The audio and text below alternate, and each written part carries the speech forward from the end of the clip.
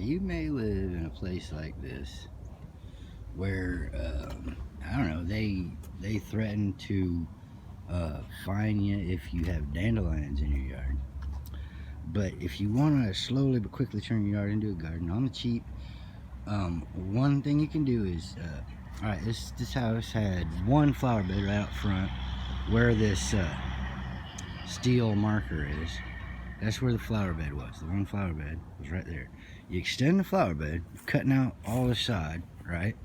The side can be flipped over, right, and then cover it with some dirt, and cover it with your weed mat, a couple layers of your weed fabric, and it will turn into dirt eventually. Okay, so what this is right here is this is a mound where an apple tree, a dwarf apple tree, it only get about 8 feet tall, you know. It's gonna go right here, and right there, and up over there is going to be a comfrey. Now this is going to feed that apple tree like nobody's business. The leaves on this are living compost on comfrey. It's an amazing plant. Everybody should have lots of it, especially vegans. Any vegan that doesn't have a comfrey plant is such a douche. I mean, really, I cannot believe some people.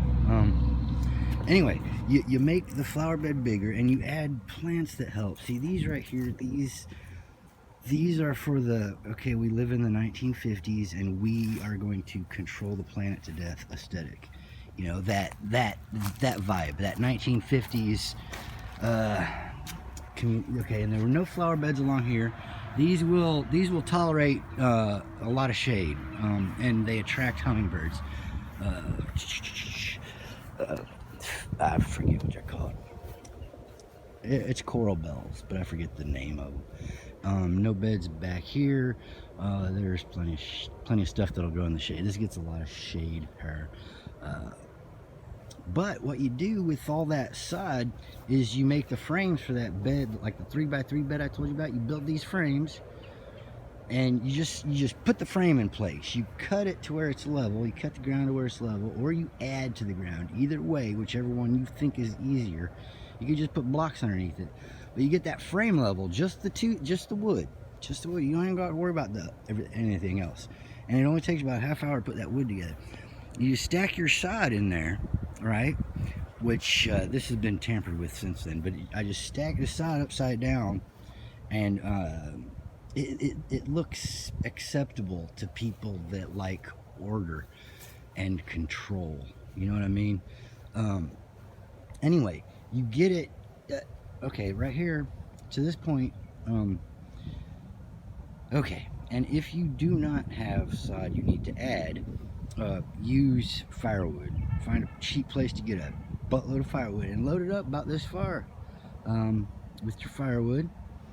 Now, if you use the firewood method when you're adding your soil, you want to add a layer of soil that's just a few inches thick, 3-4 inches thick, and you want to water it till you can't see the soil no more, because it's going to soak down into that stuff, and you're going to lose a lot of soil if you don't do it as you go. So you want to keep that in mind. Anyway, with the sod, you gotta do cardboard, a layer of cardboard, and with this particular bed here, I'm stuffing newspaper there. No weeds are gonna come up through this. No grass is going to grow up through this right here. And where I got's about a foot. It's about 11 inches to a foot by 3 foot. Not quite, but hey, by 12 foot. Not quite, but so it's really easy to figure out. Not a whole lot of dirt soil is needed. Find the place near you that makes soil. It's not a big deal. It's wild. Get to know the people. Anyhow, that's phase one. You start adding usable plants that help the soil, regenerative gardening practices, methods,